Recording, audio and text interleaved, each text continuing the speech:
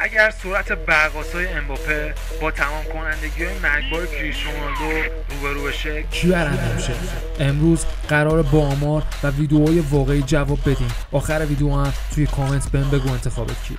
اول بریم سراغ سرعت امباپه، معروف به اسپریت‌های وحشتناک. بارها توی جام جهانی دیدیم که فقط با یک استارت دفاع رو عقب گذاشته.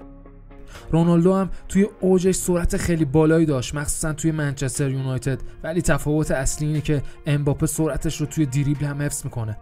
رونالدو بیشتر از تغییر جهت و تکنیک‌ها استفاده می‌کرد. اینجا قضیه برعکس میشه. کریس یکی از کلینیکال ترین تمام کننده های تاریخ فوتباله، یعنی اگه یه موقعیت داشته باشه احتمال گل شدنش خیلی بالاست. آمار accepted goals یا همون XG هم این رو تایید میکنه. رونالدو بارها گل‌هایی زده که XG پایینی داشته، یعنی موقعیت سخت بوده ولی اونو تبدیلش کرده به گل.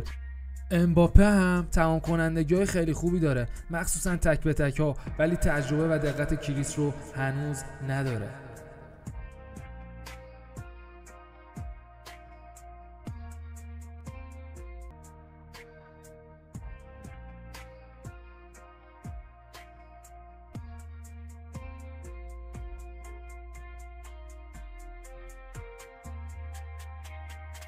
از نظر ملی رونالدو با پرتغال قهرمان یورو و لیگ ملت‌ها شده. امباپه با فرانسه قهرمان جام جهانی رو کسب کرده. هر دو برای تیم ملیشون فوق‌العاده بودن.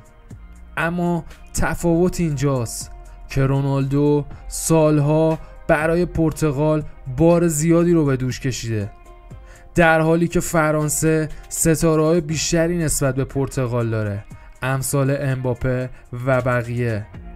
حالا تصور کن این دوتا توی بازی مستقیم روبروی هم باشن.